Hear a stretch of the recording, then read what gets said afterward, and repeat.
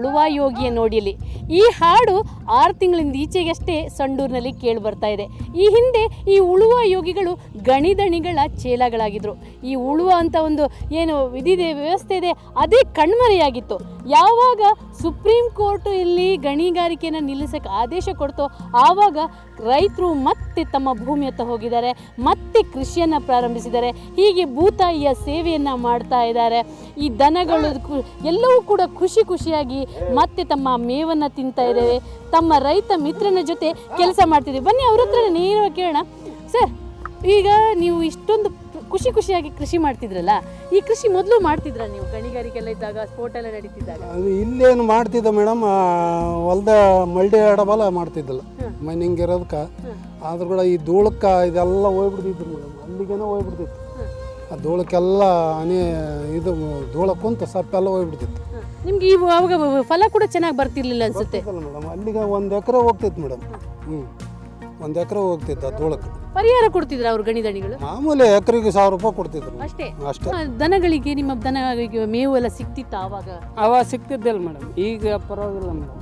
ಈಗ ಅವಾಗೆಲ್ಲ ಧೂಳೆಲ್ಲ ತುಂಬಿಕೊಡ್ತಿತ್ತು, ಧೂಳೆಲ್ಲ ತುಂಬ್ಕೊಂಡ್ಬಿಡ್ತಿತ್ತು madam. ಅಪೂಟ ಮೇವೇ ಮೈತಿದ್ದಿಲ್ಲ madam. ಈಗ ಅಪೂಟ ಬೇಸ್ ಮೈತ ಮೇಡಮ್. ಇವಾಗ ಮತ್ತೆ ಹಸಿರು ಬಂದಿದೆ. ಆಮೇಲೆ ಈಗ ಮೈನಿಂಗ್ ನಿಂತ್ರೆ ನಿಮ್ಮ ಜೀವನಕ್ಕೆ ತೊಂದರೆ ಇಲ್ಲ ತಾನೆ? ಮತ್ತೆ ಕೃಷಿ ಮಾಡಿ ನೀವು ನಿಮ್ಮ ಜೀವನ ಉದ್ಧಾರ? ಜೀವನಕ್ಕೆ ಏನು ತೊಂದರೆ ಇಲ್ಲ ಮೇಡಮ್.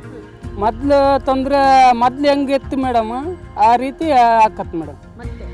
ಮತ್ತೆ ಹಸಿರಿನ ಮಧ್ಯೆ ನೀವು ಕೃಷಿಕರಾಗಿ ಕೃಷಿಕರಾಗಿ ಈಗ ಈ ಎತ್ತನ್ನು ನೋಡಿ ನೀವು ಎಷ್ಟು ಬಿಳಿಯಾಗಿ ಕಂಗೊಳಿಸ್ತಾ ಇದೆ. ಆದರೆ 6 ತಿಂಗಳ ಹಿಂದೆ ಈ ಎತ್ತುಗಳು ಕೆಂಪಾಗಿದ್ವು. ಇವುಗಳ ನೈಜ ಬಣ್ಣವನ್ನೇ ಇವಳು ಕಳ್ಕೊಂಡಿದ್ವು. ಅಂದರೆ ಗಣಿಗಾರಿಕೆಯ ಧೂಳು ಅನ್ನುವಂಥದ್ದು ಯಾವ ರೀತಿ ಪರಿಣಾಮ ಬೀರಿತ್ತು. ಬರೀ ಇವುಗಳ ಮೈ ಬಣ್ಣ ಅಷ್ಟೇ ಅಲ್ಲ, ಇವುಗಳ ಮೇವು ಕೂಡ ಕೆಂಪಾಗಿತ್ತು. ಮೇವು ತಿನ್ನೋಕ್ಕೂ ಕೂಡ ಅವುಗಳು ಹೆದರುತ್ತಿದ್ವು. ಅಂದರೆ ಒಂದು ಚಿತ್ರದಲ್ಲಿ ನೀವು ಕಾಣ್ಬೋದು, ದನಗಳು ಕಲ್ಲು ನೆಕ್ಕುವಂಥ ಪರಿಸ್ಥಿತಿಗೆ ಇಲ್ಲಿ ಬಂದಿತ್ತು. ಆದರೆ ಈಗ ಗಣಿ ನಿಂತಿದೆ, ಗಣಿಯ ಸ್ಫೋಟದ ಸದ್ದಡಗಿದೆ. ಈಗ ಭೂತಾಯಿ ನಳನಳಿಸ್ತಾ ನಗ್ತಾ ಇದ್ದಾಳೆ. ಗಣಿಯ ಕೆಂಧೂಳು ಕೃಷಿಗೆ ಮಾರಕವಾಗಿತ್ತು. ಧೂಳು ಮುಚ್ಚಿ ಬೆಳೆ ಹಾಳಾಗುತ್ತಿತ್ತು. ದನ ಕರುಗಳಿಗೆ ಮೇಯಲು ಮೇವಿರಲಿಲ್ಲ, ಅವು ಕಲ್ಲು ನೆಕ್ಕುತ್ತಿದ್ದವು. ಇನ್ನು ಗಣಿಗಾರಿಕೆಯಿಂದ ಹೊಲದಲ್ಲಿ ದುಡಿಯುವ ಕೈಗಳೇ ಇಲ್ಲದಾಗಿತ್ತು. ಅಷ್ಟೇ ಏಕೆ, ಈ ಎತ್ತುಗಳು ಕೂಡ ಕೆಲಸವನ್ನೇ ಮರೆತಿದ್ದವು. ಮನುಷ್ಯನ ಅಪರೂಪದ ಸ್ಪರ್ಶ ಇವುಗಳಿಗೆ ಕಿರಿಕಿರಿ ಉಂಟು ಮಾಡುತ್ತಿದೆ. ಇದರ ಅರಿವಿಲ್ಲದೆ ಎತ್ತುಗಳ ಮೈದಡವಲು ಹೋದ ನಮಗೆ ಒಳ್ಳೆ ಕಿಕ್ಕೆ ಸಿಕ್ತು ಬಿಡಿ.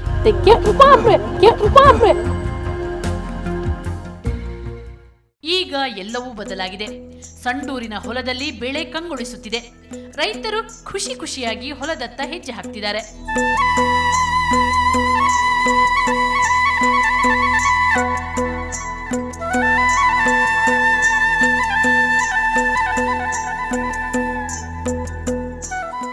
ಗಣಿಧಣಿಗಳ ದೌರ್ಜನ್ಯದಿಂದ ಕಂಗಾಲಾಗಿದ್ದ ಮಣ್ಣಿನ ಮಗನ ಮೊಗದಲ್ಲಿ ಭರವಸೆಯ ಆಶಾಕಿರಣ ಮೂಡಿದೆ.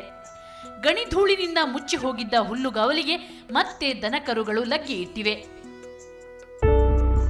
ಹಾಗೆ ಸಂಡೂರು ಸುತ್ತುತ್ತಿದ್ರೆ ಅಂದು ಇಂದಿನ ನಡುವೆ ಹೆಜ್ಜೆಗೂ ಬದಲಾವಣೆಗಳು ಕಂಡುಬರುತ್ತವೆ. ಈ ರಸ್ತೆಗಳು ಇಂದು ಎಷ್ಟೊಂದು ಶಾಂತವಾಗಿವೆ. ಆದ್ರೆ ಅಂದು ಈ ರಸ್ತೆಯಲ್ಲಿ ಓಡಾಡೋದೇ ಒಂದು ಸಾಹಸ. ಹಾಗಿತ್ತು ಸಾಲು ಲಾರಿಗಳ ಅಬ್ಬರ. ಅಕ್ರಮ ಗಣಿಗಾರಿಕೆಯ ಅಪಾಯ ಪರಿಸರ ಸಮಾಜಕ್ಕೆ ಮಾತ್ರ ತಟ್ಟಿದ್ದಲ್ಲ, ಅದು ದೇವರನ್ನೂ ಬಿಟ್ಟಿಲ್ಲ.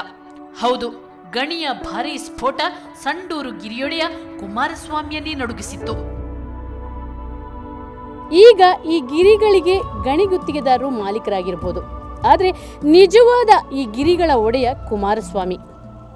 ಸಾವಿರಾರು ಭಕ್ತರಿಗೆ ಅಭಯ ನೀಡುತ್ತಾ ಈ ಪರಿಸರದ ಮಧ್ಯೆ ಒಡೆಯನಾಗಿ ಬಾಳಿದವ ಕುಮಾರಸ್ವಾಮಿಯ ಅಸ್ತಿತ್ವಕ್ಕೆ ಈ ಗಣಿಗಾರಿಕೆ ಒಡೆಯನಿಗೆ ಕುತ್ತು ತಂದಿತ್ತು.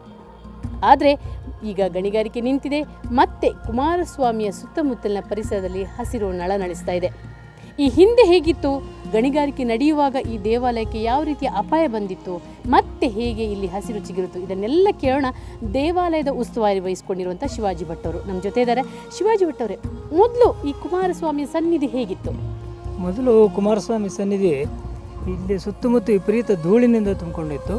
ಮತ್ತು ಎಲ್ಲ ಗುಡ್ಡಗಾಡು ಎಲ್ಲಿ ಹಸಿರು ಕಾಣ್ತಾ ಇರಲಿಲ್ಲ, ಹಚ್ಚ ಹಸಿರು ಕಾಣ್ತಾ ಎಲ್ಲ ಧೂಳಿನಿಂದ ತುಂಬಿಕೊಂಡು ಕೆಂಪು ಬಣ್ಣದ ಗಿಡಗಳು ಕಾಣ್ತಾಯಿದ್ವು. ಈಗ ಅದೇ ಉದಾಹರಣೆಗೆ MML ಮೈನ್ಸ್ ಅಕ್ಕಪಕ್ಕದಲ್ಲಿ ಇವರಿಂದ ಸಾಕಷ್ಟು ಹಾನಿ ಆಯ್ತು ನಮಗೆ. ಬ್ಲಾಸ್ಟಿಂಗ್ ಇಲ್ಲೇ ಹತ್ತಿರದಲ್ಲೇ ಬ್ಲಾಸ್ಟಿಂಗ್ ಆದ ಎಲ್ಲ ಕ್ರ್ಯಾಕ್ಸ್ ಬಂದು ಟೆಂಪಲಲ್ಲೂ ಕ್ರ್ಯಾಕ್ಸ್ ಬಂದ್ಬಿಡ್ತು. ಗೋಡೆಗಳು. ಓಹೋ ಹೋ.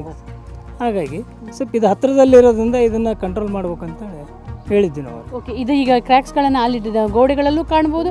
ಮತ್ತು ಇದು ಇದೇ ರೀತಿ ಮುಂದುವರೆದ್ರೆ ಟೆಂಪಲಿಗೂ ಒಂದು ಅಪಾಯ ಇತ್ತು ಅನ್ಸುತ್ತಲ್ಲ. ಈಗ ನೀವು ಒಬ್ಸರ್ವ್ ಮಾಡ್ಬೋದು, ಯಾಕಂದರೆ ಈ ಎಲ್ಲ ಸುತ್ತುವರೆದ್ರು ನೋಡಿದ್ರು ಎಲ್ಲೆಲ್ಲೂ ಹಸಿರು, ಅಂದರೆ ಕುಮಾರಸ್ವಾಮಿ ಗಿರಿಗಳ ರಾಜ ಅನ್ನೋ ರೀತಿಯಲ್ಲಿ ಈ ಹಸಿರು ಇದೆ. ಆದರೆ ದುರಂತ ನೋಡಿ, ಕುಮಾರಸ್ವಾಮಿಯ ಗೋಪುರಕ್ಕಿಂತ ಎತ್ತರವಾಗಿರುವಂಥ ಒಂದು ಅಕ್ರಮವಾಗಿ ಗಣಿಗಾರಿಕೆ ಮಾಡಿದ ದಾಸ್ತಾನುಗಳನ್ನು ನಾವು ಇಲ್ಲಿ ನೋಡ್ತಿರ್ಬೋದು. ಯಾಕಂದರೆ ಕುಮಾರಸ್ವಾಮಿಗೇ ಅವನ ಒಂದು ಸತ್ಯಕ್ಕೆ, ಅವನ ಸತ್ಯಸಂಧತೆಗೆ ಅದಕ್ಕೇ ಸಡ್ಡು ಹೊಡೆದು ಈ ಗಣಿಗಾರಿಕೆಯ ಏನೊಂದು ಅಕ್ರಮವಾಗಿ ದಾಸ್ತಾನು ಮಾಡಿದ ಸ್ಟಾಕ್ ಇದೆ ಅದನ್ನು ನೀವು ಕಾಣ್ತಿರ್ಬೋದು. ಅಂದರೆ ಗಣಿ ಮಾಲೀಕರು ದೇವರಿಗಿಂತಲೂ ಹೆಚ್ಚಿನ ಒಂದು ಅಬ್ಬರವನ್ನು, ಆರ್ಭಟವನ್ನು ತೋರಿಸ್ತಿದ್ರು. ಹಾಗಾದರೆ ದೇವರಿಗೆ ಸಡ್ಡು ಹೊಡೆದವರು ಇವರು ಜನಸಾಮಾನ್ಯರನ್ನು ಬಿಡ್ತಾರಾ? ಇದು ಎಲ್ಲರಲ್ಲೂ ಆತಂಕ ಮೂಡಿಸುವಂಥದ್ದು. ಹೀಗೆ ದೇವರನ್ನು ಕಾಡಿದ ಗಣಿಗಾರಿಕೆ ಜನರ ಸಂಸ್ಕಾರ, ಸಂಸ್ಕೃತಿಯನ್ನು ಚೇಂಜ್ ಮಾಡಿದೆ. ಗಣಿಯ ಪ್ರಭಾವಕ್ಕೊಂದು ಉದಾಹರಣೆ ಇಲ್ಲಿದೆ ನೋಡಿ. ಗಣಿಗಾರಿಕೆ ಯಾವೆಲ್ಲ ರೀತಿ ಪ್ರಭಾವ ಬೀರುತ್ತೆ ಗೊತ್ತಾ? ಒಂದು ಗ್ರಾಮದ ಹೆಸರನ್ನೇ ರೂಪಾಂತರ ಮಾಡುತ್ತೆ. ಇಲ್ಲಿ ನೋಡಿ, ಈ ಗ್ರಾಮದ ಹೆಸರು ನವಲೂಟಿ, ಆದರೆ ಇದು ಇತ್ತೀಚೆಗೆ ಬಂದ ಹೆಸರು. ನಿಜವಾಗಿ ಈ ಗ್ರಾಮದ ಹೆಸರು ನವಿಲಹಟ್ಟಿ ಅಂತ. ಅಂದರೆ ಈ ಗ್ರಾಮ ತುಂಬ ಹಸಿರಿರುತ್ತೆ, ಆ ಹಸಿರಿನ ಒಂದು ಸುತ್ತಲೂ ಬೇಕಾದಷ್ಟು ನವಿಲುಗಳು ಇರ್ತಿದ್ವು. ಆದರೆ ಯಾವಾಗ ಗಣಿಗಾರಿಕೆ ಬಂತೋ ಈ ಲೂಟಿನೂ ಜಾಸ್ತಿಯಾಗಿ ಹೋಗ್ಬಿಡ್ತು. ಯಾವಾಗ ಲೂಟಿ ಜಾಸ್ತಿಯಾಗಿ ಹೋಗ್ಬಿಡ್ತೋ ಆವಾಗ ಈ ಕಾಡಲ್ಲಿದ್ದ ನವಿಲುಗಳೆಲ್ಲ ಹೊರಟ್ಬಿಟ್ವು, ಬರೀ ಈ ಲೂಟಿ ಮಾತ್ರ ಉಳ್ಕೊಂಡ್ಬಿಡ್ತು. ಹಾಗಾಗಿ ನವಲೂಟಿ ಅಂತ ಹೆಸರು ಬಂತು. ಸಿ ಸಂಡೂರ್ ಇನ್ ಸೆಪ್ಟೆಂಬರ್ ಅಂತ ಮಹಾತ್ಮ ಗಾಂಧಿಯೇ ಹೇಳಿದ್ರು. ಅವರ ಮಾತು ಕೆಲ ತಿಂಗಳ ಹಿಂದೆ ಅರ್ಥ ಕಳೆದುಕೊಂಡಿತ್ತು. ಆದರೆ ಈಗ ಮತ್ತೆ ಆ ಮಹಾತ್ಮನ ಮಾತು ನಿಜ ಆಗ್ತಿದೆ. ಅದು ಹೇಗೆ? ಗಾಂಧಿ ಸಂಡೂರಿನ ಬಗ್ಗೆ ಎಲ್ಲಿ ನಿಂತು ಈ ಮಾತು ಹೇಳಿದ್ರು ತಿಳಿಯೋಣ ಒಂದು ಸಣ್ಣ ಬ್ರೇಕ್ನ ನಂತರ.